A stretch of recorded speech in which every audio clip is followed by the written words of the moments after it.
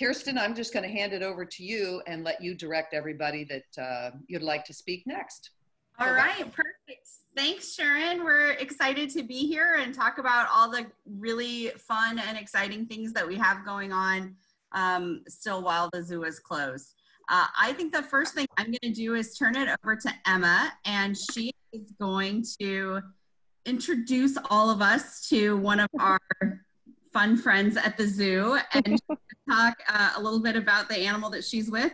Tell us a little bit about kind of how she, helps this animal as a keeper. And then when that is over, then John and I are going to talk a little bit. So for now, we'll start by turning it over to Emma.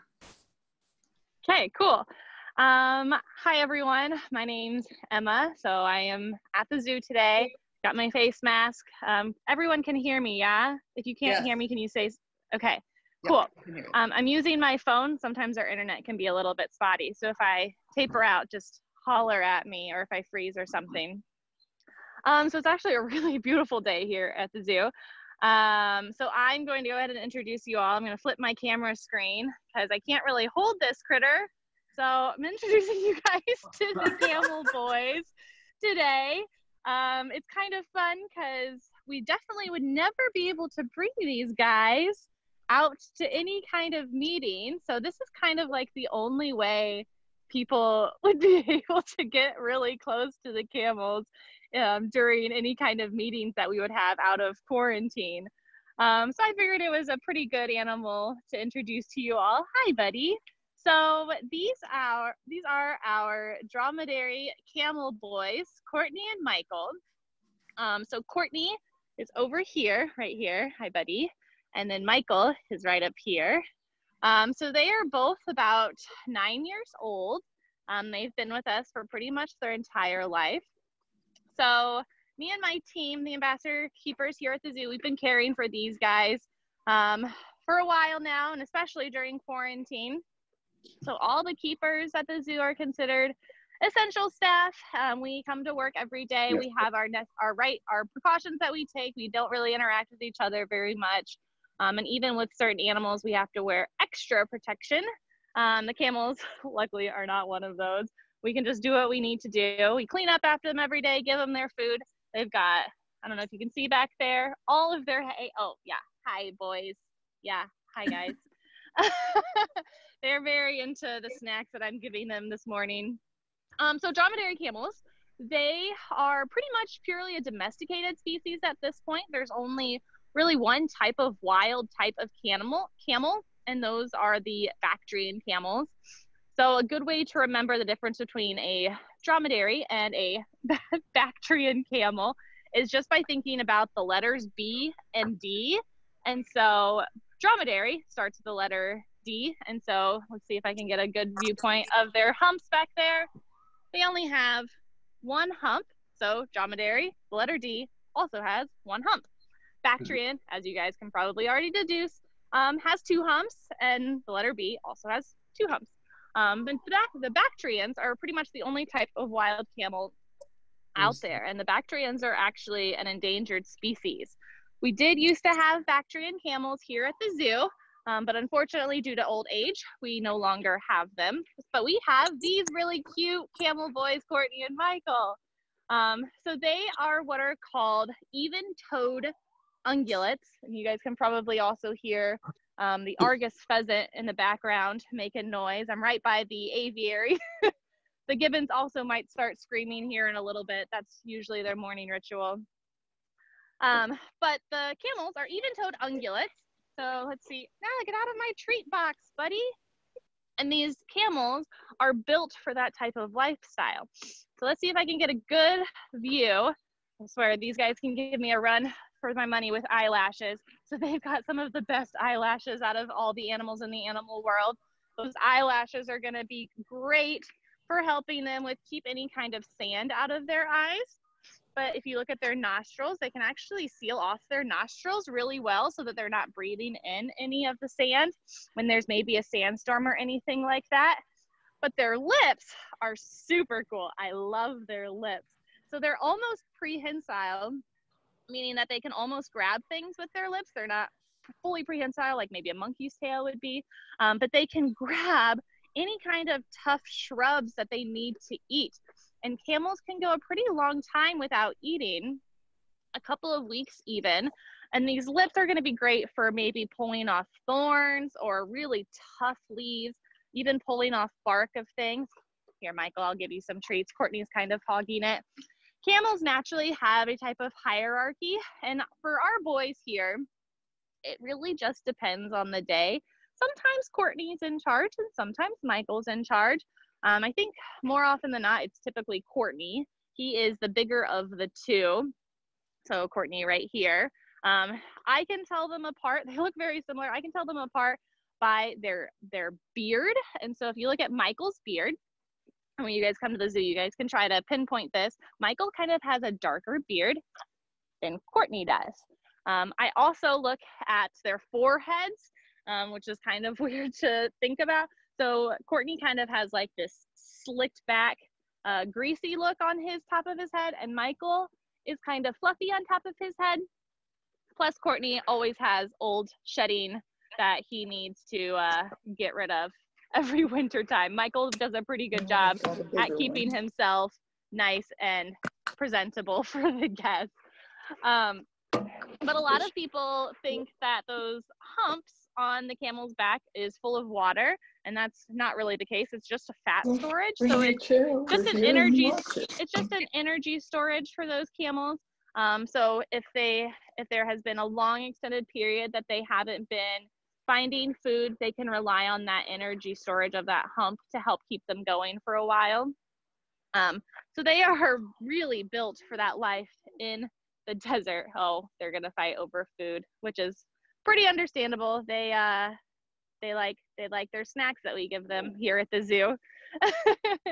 Yeah, so that's pretty much all I've got about camels for right now. Does anybody have any questions? I have muted everybody so we could hear Emma a little bit better. So if you do have a question, you're going to need to unmute yourself. I do remember when I visited the zoo was it in May of 2019 when you had your huge expansion opening? There was wasn't there a baby camel or a child? Was that Courtney and Michael's child or just a younger camel? You said in 2019. Yeah, there they go. Is that when the expansion opened so everybody could see it? Yeah. So we've only had these two boys as part of our collection. We had an older camel about 5-6 years ago, but he passed away from old age.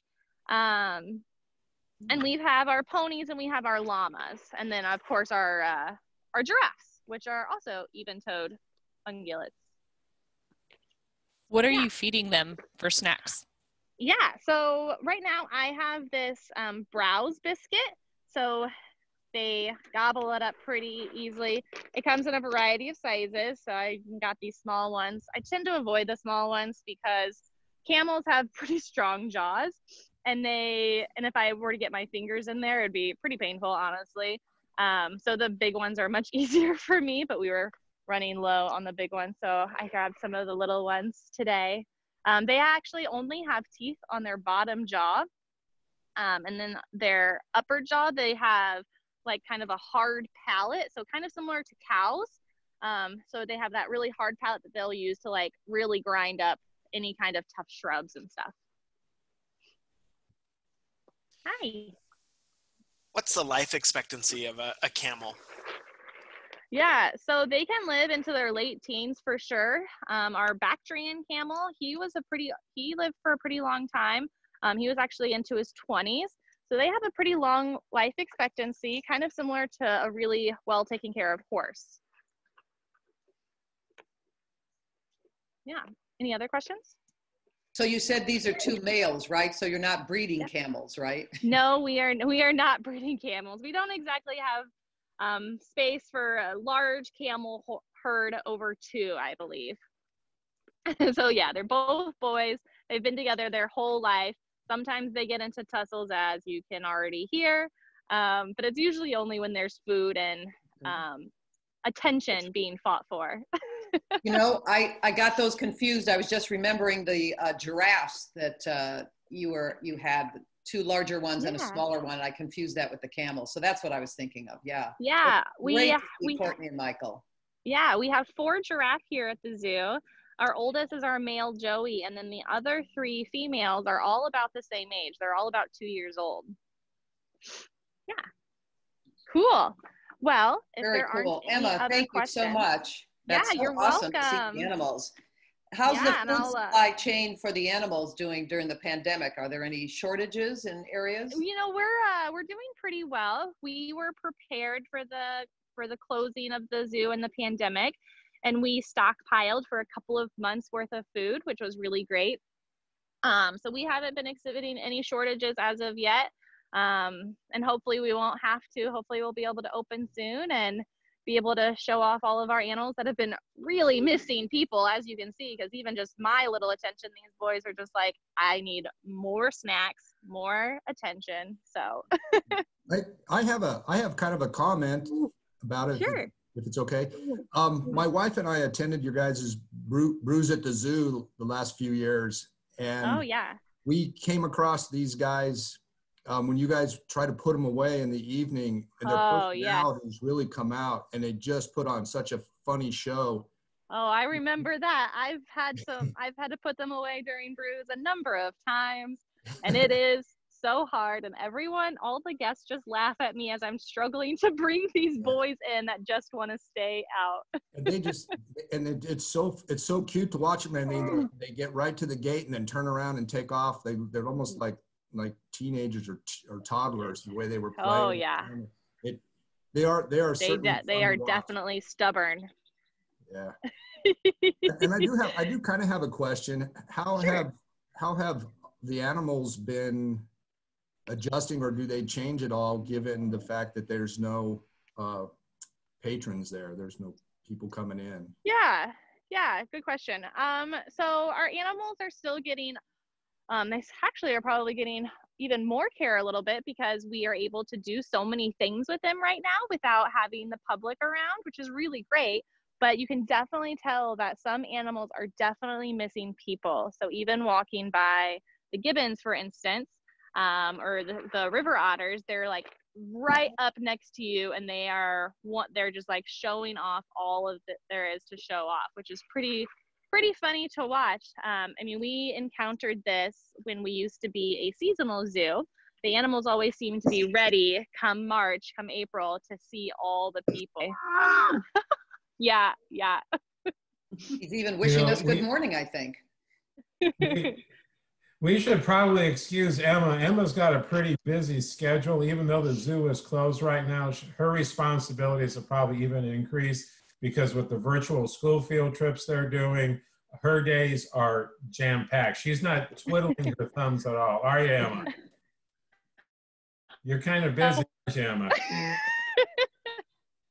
Emma, thank you so much. It's just wonderful to see the animals, the giraffes, camels this morning. I still keep thinking about those. Yeah, giraffes. you're welcome. Really appreciate the Emma. Thank you so much. Maybe next time we'll bring the giraffes. Sounds good. Emma. Great job. Thanks, Bye, Emma. Thank you, guys. Emma. Thank you. Bye-bye. Kirsten, you want to take over? Yeah, I'll take over. I was just going to talk a little bit about sort of our thought process and the planning that went into our decision to temporarily close the zoo. We are really fortunate that our zoo belongs to the AZA, the Association of Zoos and Aquariums, and we have the ability to share information across that network and to learn what other zoos were doing as coronavirus sort of started coming into the United States, and particularly the zoo in Washington State. They did a lot of prep, and they wrote plans, and then they were great to share those things with other zoos. And so we started meeting about coronavirus in February of this year, and we're having leadership team meetings, and veterinarian was talking, and the guest services staff, and sort of all of us starting to have conversations about what this might look like if we were going to have to close things down. The other thing that's interesting for Lincoln Children's Zoo is that we're also a site for Lincoln Public Schools. And because we have the Science Focus program for LPS at the zoo, we also knew that we needed to, pay attention to what the schools were doing. And so we were sort of in constant contact with the schools. So as a nonprofit, so we're a private nonprofit organization that's run by a board of directors. So, obviously we have that group of folks that we want to keep in the loop and make sure they are on board and supportive of what we have going on at the zoo. And we also had, guests and members that we had to consider, and so many different constituencies. But unlike other nonprofits, when something like this happens, we can't just close our doors and everybody goes home, because we have a living collection that we have to take care of. And so for us, it's been a lot of planning about how we could maintain the proper care and feeding and training and all of those things for all of the animals in our care, while we also kept everyone safe. And so we closed the zoo at 5 o'clock on Friday, March 13th. At that point in time, all of our administrative staff, so John was in Africa when it happened, which was kind of interesting, but the rest of our administrative staff are Evan Colleen, our Chief Operating Officer, Development, Guest Services, our Animal Curator, our Finance person, Marketing, all of us moved to a work from home situation. And set up our offices at home. I think at that point in time, we were thinking, oh, maybe we'll be out 2 weeks, maybe 3 if this really goes a long time. And so we all sort of moved our stuff out, and we made plans for the keepers to stay at the zoo, and really made keeping the keepers healthy the priority for the organization. Because as you can imagine, there's not a real long list of people in Lincoln, Nebraska who know how to properly care and feed for tigers and giraffes and all of the other incredible animals that we have in our care. And so our priority has really been keeping our keepers safe and healthy. And so they are working every day. They're going into the zoo, they're caring for their animals. When they come in, they do temperature checks. So actually anyone who comes in to visit the zoo, who comes into the gates, does a temperature check and makes sure that everybody is as healthy as they can be. And then they're all wearing, so you saw Emma had her mask around her neck. They're all wearing masks. If they pass one another, if they have to go talk to each other for anything, everyone masks up. They have certain animals that they mask for as well.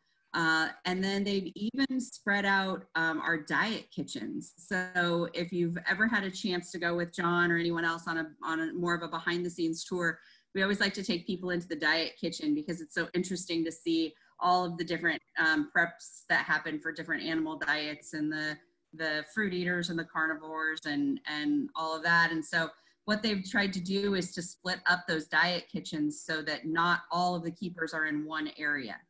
In case one of them would happen to become ill, they don't want to get everybody else sick. So we've had our primary diet kitchen. They've been using the new cafe in that kitchen. They've been using the old cafe. I think they even maybe set up in our old gift shop and put a temporary kitchen in there. So they've been just doing this absolutely incredible job of keeping themselves safe and healthy, and taking the very best care of the animals. And I'm so grateful every day that I get to work with this team of just really incredible professionals, and the care and the work that they do to take care of the animals is it's just absolutely inspiring. So I'm happy to answer any questions, but I can turn it over to John, and he can talk a little bit about maybe some of the other things that have been happening while we've been closed. Kiersten, one question from Erin Dobas. She's asking, what are some of the animals that you mask up for? Sure. So we almost always, and John, you can correct me if I'm wrong here, but we always mask up for primates, just because they don't want to share any germs with primates. So that has always been consistent. And now they have added any of the large cats. So tigers, snow leopards, bobcats, our clouded leopard, because all of those animals may have the ability to catch coronavirus. And so they're definitely masking up around all of those animals as well. And to your knowledge, there are no animals at the zoo that have the coronavirus. No. Right. Oh, and our cheetahs too. That's the other one they mask up for. And to our knowledge, none of our animals have tested positive. Right. Oh, that's awesome. And none of our staff have either. We also have to mask up when we work with the ferrets as well, and the bats. Those are the major groups of animals right now that have a potential of a zoonotic relationship. So, Any bats from Wuhan? any what? Any bats from Wuhan? No, not at all. And that's the interesting thing. Keep in mind that 98% of the Lincoln Children's Zoo animals are all captive born. Okay, they come from other zoos. We don't get them out of the wild. And so many animals are multi-generation captive born. I mean, I guarantee you, our giraffes are probably 8th generation captive born. So, so those kinds of issues, but we still are very, very cautious because, like, Kiersten says, the zoonotic relationship, potential transmission between human and animals, always it's just a major concern. And that's why, like Kiersten said, you don't go down the street and find a new tiger keeper, because your tiger keepers are ill. So we have to be very careful with keeping not only the keepers healthy, but also the animals well and healthy too. So, I think what's interesting is, Sharon very nicely said that the Children's Zoo is, part of one of the crown jewels in Lincoln, and we are proud of that. And the whole reason it is because of the community. We've got great community support. We've had great community support. That's what brought the zoo into existence. Every one of you are supporters on the screen, so I want to say thank you for that. And so, that's what's really important to the zoo, is that we are part of that community. So we give back to the community as well. It's really frustrating. I guarantee you, just like you're asking, do the animals miss the public? Yeah, a lot of animals do. The staff misses the public a lot. We're there because of the interaction, because of the engagement, because that's what the Children's Zoo is all about, learning firsthand. And so we wanted to stay connected with the community. So the team came up with this great idea called Keeper Corner. And every day at 3 o'clock, there's a brand new Keeper Corner presentation by one of our awesome staff members, keepers. It may be Emma, it may be Dr. Schrader, it may be Jake with the giraffes, it may be Kim with the tigers. But every day we produce a new video to talk about the specific animal at the zoo. And then there's an activity sheet for children as well. So parents can say, hey, go to Lincoln Children's Zoo and learn about an animal and have an activity. And when the zoo does open, they can bring those activity sheets in and we'll reward them with an ice cream cone. But more importantly, all of those are available online now. And I've actually had some friends of mine discover the Keeper Corners, and they're going on and they're kind of binge watching all of them. Because there's a whole bunch of them on our website at lincolnzoo.org. So I really, really recommend them for everybody. I mean, I've had 70-year-olds email me, go, gosh, those are awesome. Those are a lot of fun. And also at the same time, the 70-year-olds going, your keepers are a bunch of children. They're a bunch of youngsters. And because we got a lot of great professionals who are just very dynamic and love what they do. So check out Keeper Corner. I really, we do it on social media, Facebook every day, Instagram and all that, but also there's a great cadre of them as well. So go to lincolnzoo.org. And also in keeping with that connectivity, because the Children's Zoo is all about education and connecting, and this is springtime. And springtime in Lincoln, Nebraska, Lincoln Children's Zoo means field trips. Lots of field trips and lots of kids coming to the zoo. Well, guess what? Yep, they're not. And so the great education team, Emma's part of that, and Amy, led by Amy, our great education director, said, hey, what can we do to connect the kids across the state? And so we are doing virtual tours of the zoo. You have to go online, you have to organize it in advance, and we can host, like a Zoom like this, we can host 100 children along with their teacher. But they have to, it's kind of a lottery because we only have so many slots that we can do these in, and there's hundreds of requests. But some of the smaller schools like in Binkelman and all around the state are grouping together so they can bring several classes together to make that 100 youth. So, I mean, we're doing these all the way across, not only in Lincoln, but all the way across the state. So it's a great service to our great state as well. So I'm really proud of what the team is doing, trying to keep the kids educated and informed, help parents out, help teachers out, help kids out. Because, you know, that's what the Lincoln Children's Zoo is all about. I'm really, really proud of what the team is doing. And I'll tell you, the community's been awesome too. We're doing some great symbolic adoptions. People are making a donation, and then we'll send them a cute little stuffed animal and an adoption certificate saying thanks a lot. And some grandparents are even sending these to children across the country so they can cuddle with a little cute animal that they got from the Lincoln Children's Zoo. And some are going to Wisconsin, or who knows where they're being shipped up to. We've had folks make a face mask for our kids, for our keepers and our veterinary staff as well. So those face masks have been very, very helpful. And people are making donations and just supporting the zoo. So we're really proud of everybody and you know, what they're doing. And, you know, it's really pretty fantastic. So, you know, our hats are off to everybody and all their support. And, you know, we're going to open just as fast as we can. You know, we're working very closely with the governor's office and with the mayor's office. You know, they're the leaders in our great state and community, and we have to listen with them and work with them. And I guarantee you, we are working with them. So we will get it open when we can. The team's been doing lots of prep right now as to how we will open, you know, regarding a limited capacity and things like that. And the details are all being worked out right now. And the dates, you know, it's a crystal ball for all of us, because every day, you know, the numbers change and the information changes. So be patient with us, I guess, is probably the best message that I've got, you know, with Lincoln. And Lincoln's been great, because just like you found out, the animals miss the people, we miss the people. What I really miss is seeing those kids come in the zoo. It's all that energy, all that happiness, and all that joy is what gets me up in the morning and keeps me going. And I've been missing that for a long time, you know. So, but John, what would you say is the zoo's greatest need right now? Honestly, very frankly, it's finances.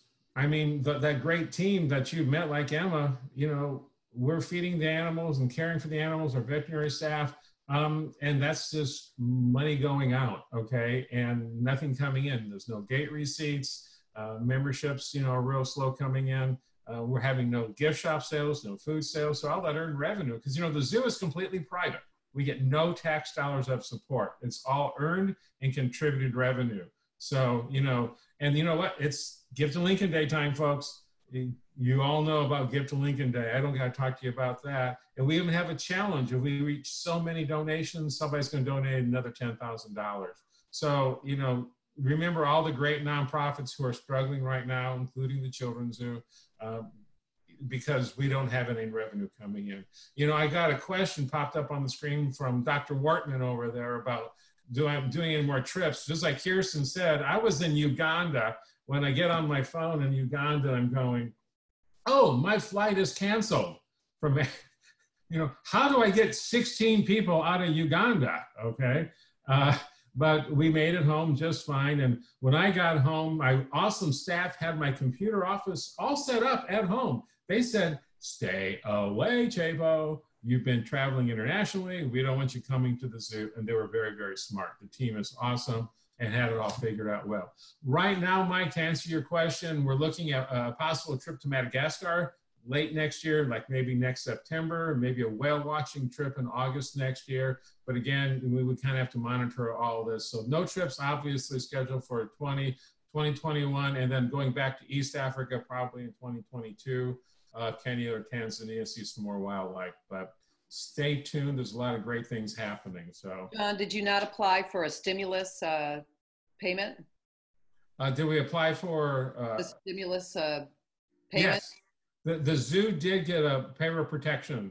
We did get a grant, so we got a PPP that started just, I think it's just starting like May. I think it's good for May and June for our staff members, because, you know, we had to furlough the part-timers. You know, that really hurt.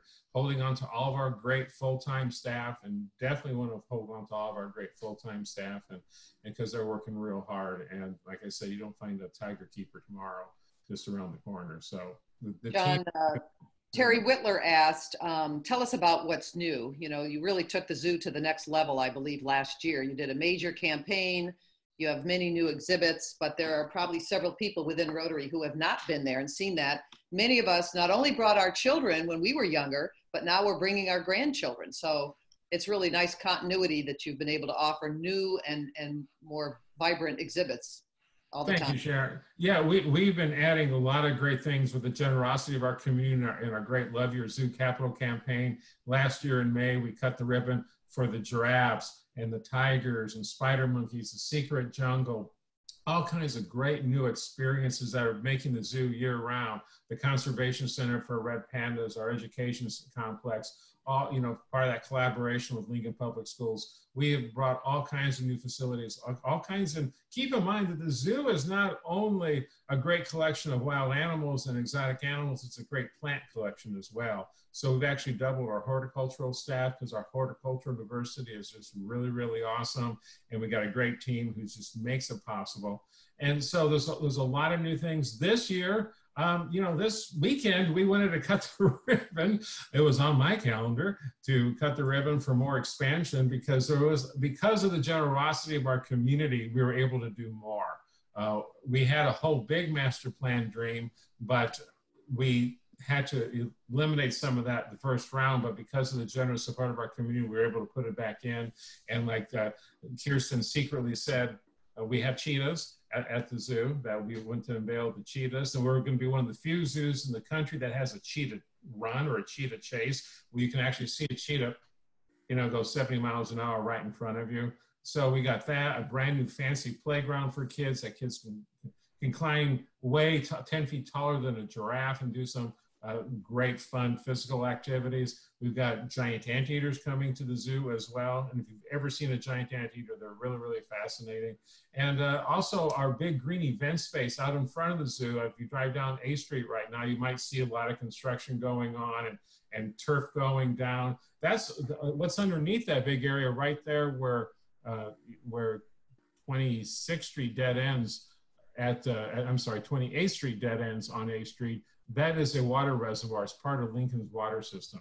And so we have to work with the city and the state very carefully regarding what we can do. So we're making it a great event space. A stage is going up there, a framework for a great big event tent, an 8,000 square foot event tent is going up there in a big green area. So we can actually host community-wide celebrations and events there. We can host corporate events there. We can keep them separate from the zoo or included in the zoo through gates and control. So it's going to be just a great event space. So we have so much happening at the zoo. And this year was supposed to be the first year that we went year round, you know, 12-month operation. But as Kiersten said, on March 13th, the brakes were thrown on for however long.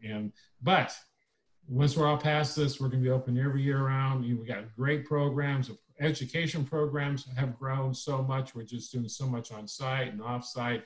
You know, the team is just doing a phenomenal job of educating kids, connecting kids. And I'm not even talking about all the conservation work that we're doing, like in Africa, you know, sending youth out around the world, doing some conservation work, sending our veterinary research team to Africa to work with giraffes and hyenas and leopards and lions. So the Lincoln Children's Zoo, not to mention the Salt Creek Tiger Beetle, Lincoln's own endangered species. So our little team is doing phenomenal things, not only great for our community and for the kids and for Lincoln Public Schools, but great conservation work, you know, around the world. John, Mike Wortman wants to know if the increase in viewership for Tiger King has created an awareness across the country of these animals. Good old Tiger King, yeah. You know, I've been teasing the staff that I'm going to grow out a mullet and I'm going to bleach my hair when I go back and go back as John Exotic. But I don't think I'm going to do that. But, you know, the person who actually directed it is a huge conservationist. And he was doing a lot of research on the wildlife trade. And he discovered that what's really dark is the tiger, the big cat world, a lot of it in our country because of the lack of legislation.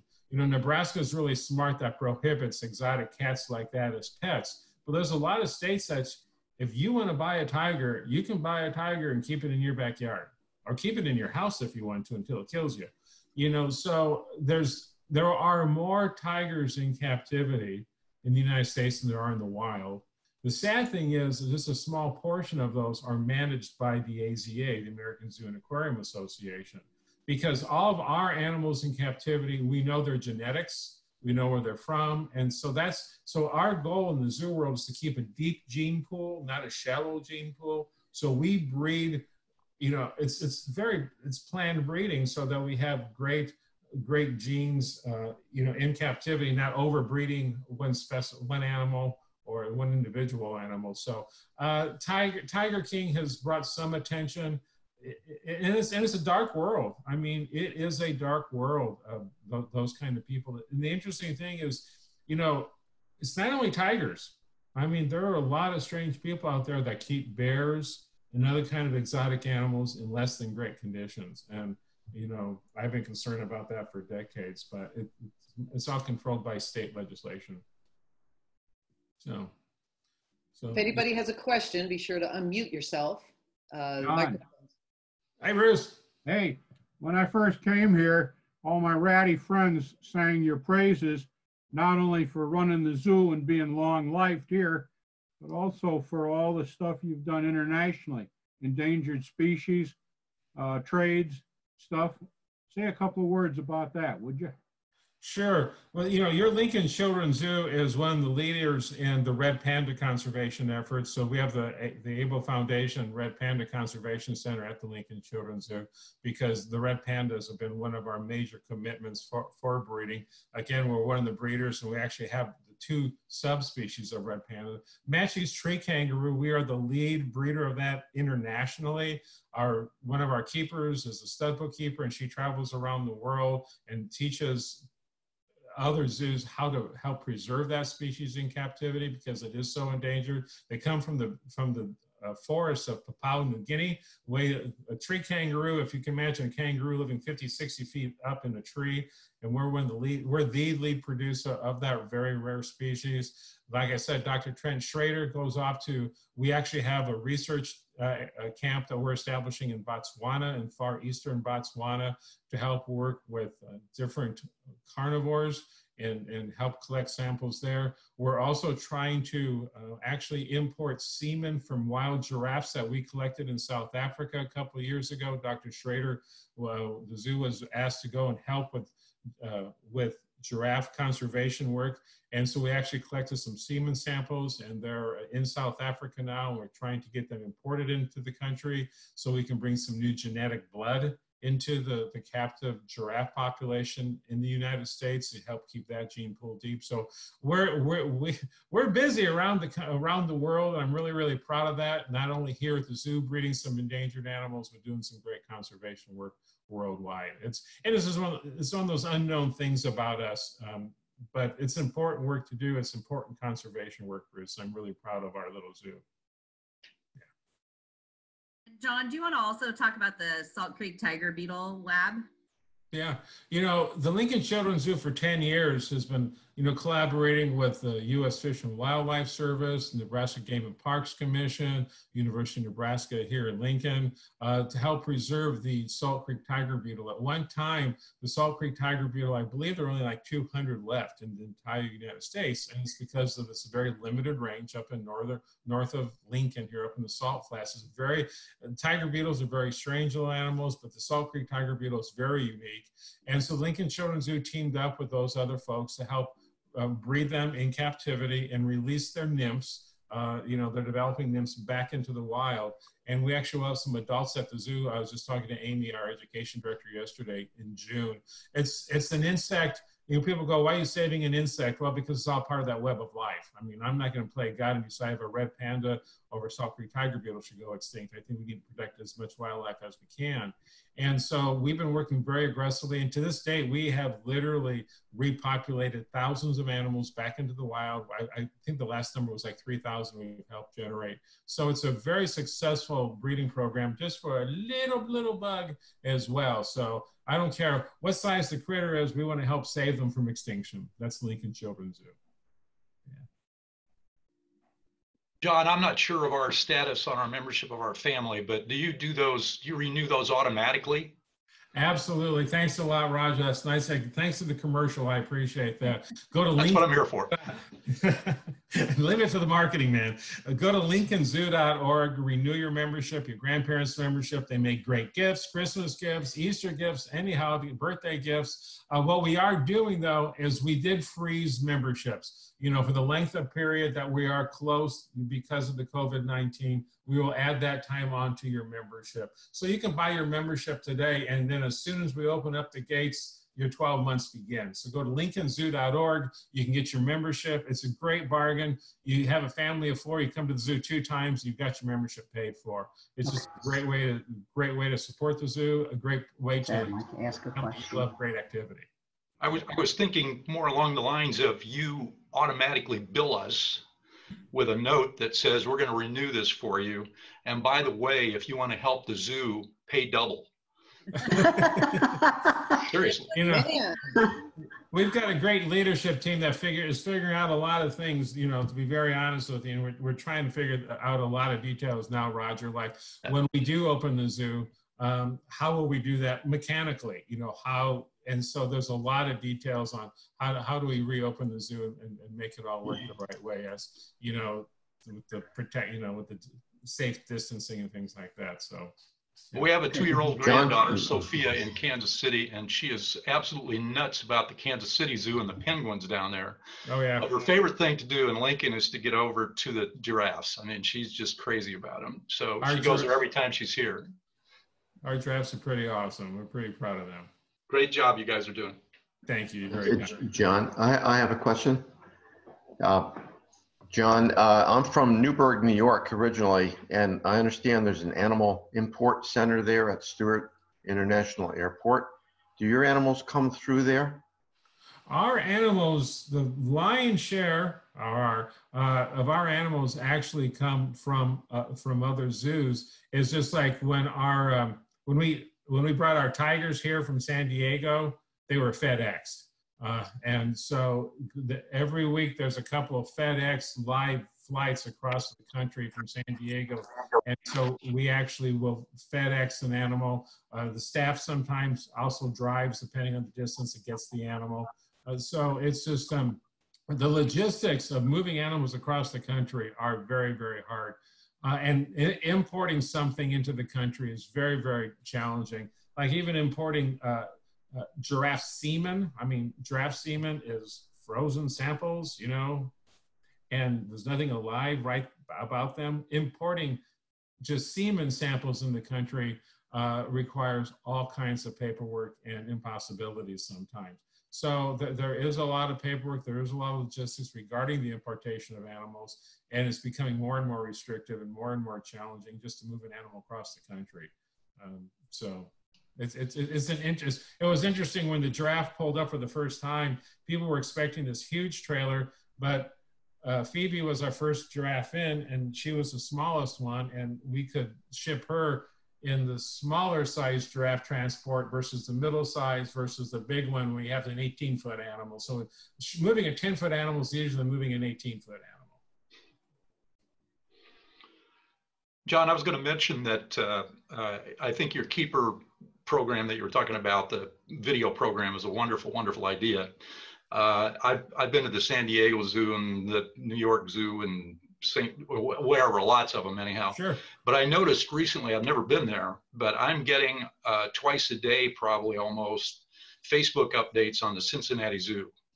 And they send out the coolest little snippets of, here's some penguins, here's some hippos, here's the whatever. And I'm looking at them. I mean, it's just kind of interesting, but they really are marketing aggressively. They are. Cincinnati Zoo has a lot of resources. They get a lot of city and state funding. Every year they get probably about $15 million worth of state funding. Wow. When you get resources like that, you can do lots of things. and that's not sour grapes, but it's just a reality, right? You're right. And, you know, they built a lot on, Fiona. Fiona was, that's what I'm seeing. And so they captured all those emails and all that. And they're very smart that way. And, you know, our little team of communications folks that's doing some pretty awesome stuff that we're really proud of at the Lincoln Children's Zoo too. So yeah, we're getting, and we have a lot of Facebook followers. And matter of fact, some of our keeper talks actually went, I think the Boston Globe did an article on them. And so, you know, we are starting to get some great national press out there regarding, you know, what is the Lincoln Children's Zoo doing? So I'm really proud of our team. Yeah. And then, you know, Joe Sartori, when he can, he always mentions the Lincoln Children's Zoo too, whenever he's got an article in our book and or going on TV. So Joel's a great supporter of the zoo as well. I have a question. You mentioned that, you know, right now you've kind of, you're not bringing in revenue. And I guess my curiosity is, well, how much does it cost to feed all of your animals in a day? Oh, in a day? Boy, I don't know if I've got that broken down, I'll be honest with you. Because, okay. You know, or a year, I'm just curious. It's a smart question, Aaron. You know, probably our food budget every year is $100,000. So anybody who's really good with math, divide that by 365. Okay, and we can get a number that way because it is a huge diversity of food that we feed, you know, from fresh fruits and vegetables. We're fortunate, like Kiersten and Emma were saying earlier, you know, the team was ahead of the curve. You know, I was literally in Africa trying to do some communications with Evan, our COO, back in Lincoln. But the team had done such a phenomenal job of researching and getting food in, because there's a lot of dried products that we can keep on the shelf for months. I mean, I can buy monkey food in a can, okay? And I can have all kinds of special pellets. I can buy tortoise chow, flamingo chow, otter chow, you know, all kinds of chows. Like you can buy dog chow and cat chow, and we can have it sitting on the shelf. So that's really quite helpful for us regarding that. But there's expensive things to do, like, you know, we will very bluntly, we'll get a shipment of frozen rats. Okay. Hey, if you're a snake, you want to eat a rat. Okay. And not frozen. Come on. And bald eagles. I mean, bald eagles are predators, and they eat fish, and they eat, you know, fowl and things like that too. So there's a lot of logistics, and it is very expensive.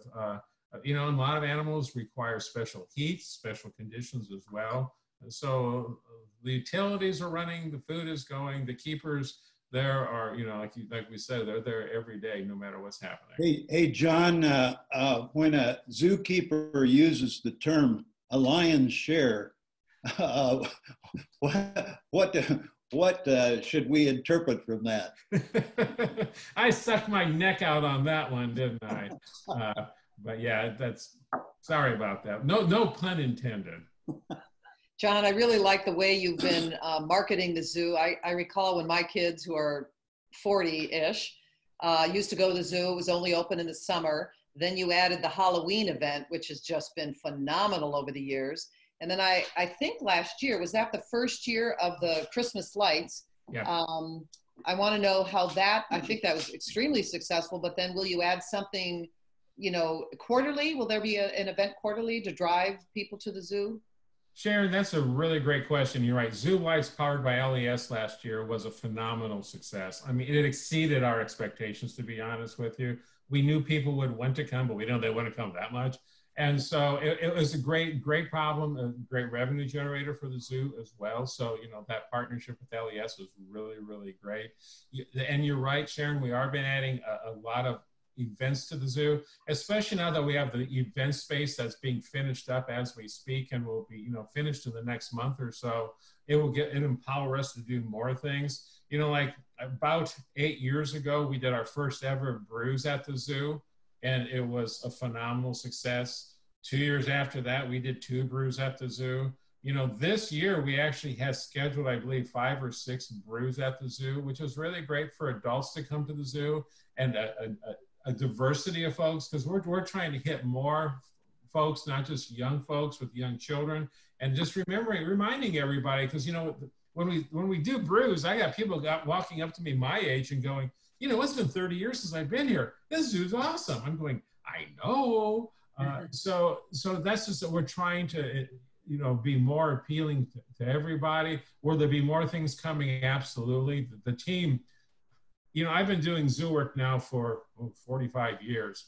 And the people that I get to work with, the team that I get to work with, it is the best professional group that I have had the honor to work with in my 45 years of zoo work. They are smart. They are hardworking. They give it their all. You know, we have some basic, you know, things that are rooted in us regarding, you know, hitting the ball out of the ballpark and working really hard and working together. And I'm really, really proud of our team. So only because of that team, we're able to accomplish that. But more importantly, only because of our community can we really accomplish it. Because I came from South Bend, Indiana 34 years ago, and I ran that small municipal zoo in South Bend, Indiana. I like South Bend, it's my hometown, but the support for the zoo was not there. I came to Lincoln, Nebraska and went, oh my gosh, people love their zoo.